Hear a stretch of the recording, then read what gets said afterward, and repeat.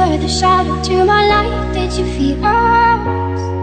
Another star, you fade away. Afraid our aim is out of sight. Wanna see us alive. Where are you? Takže príjemný, pekný deň všetkým prajeme. Hlásime sa z Prešova, z prešovskej pobočky autoškoly VAU, kde si prišli výhru prevziať výhercovia zo Žiliny. Konkrétne ide o súťaž VAU Tablo 2016, kde sa zapojilo dokopy 110 tabiel z celého Slovenska.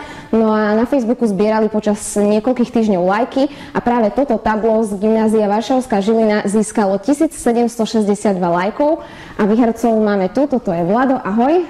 Toto je Bea, ahoj. Oni sú zástupcovia zo Žiliny a prišli si teda prevziať výhru. Najprv sa opýtam, či nápad bol prihlásiť vás do súťaže? Tak ja som sa trošku nudil cez ten maturitný týždeň, tak som našu stredu prihlásil a vidím, že to malo veľký úspech, tak sme veľmi radi, že sa nám podarilo vyhrať túto súťaž. Aj maturita mala úspech? Samozrejme, samé jednotky. Chceli by sme pogratulovať. No a my by sme sa radi opýtali, či bol nápad urobiť to tablo takto folklórne ľudovo? No vlastne naše šikovné ženky, spolužiačky mali taký kreatívny nápad, že spravíme niečo také typické pre náš región. Takže toto je čišmianske tablo, nazvime to čišmianske tablo, taký vlastne čišmiansky domček a zladili sme sa, tam máme oblečené kroje, s tým, že ja som tu s harmoničkou, takže je to také ladené, tak ľudovkovo. A ty vieš hrať na harmonike?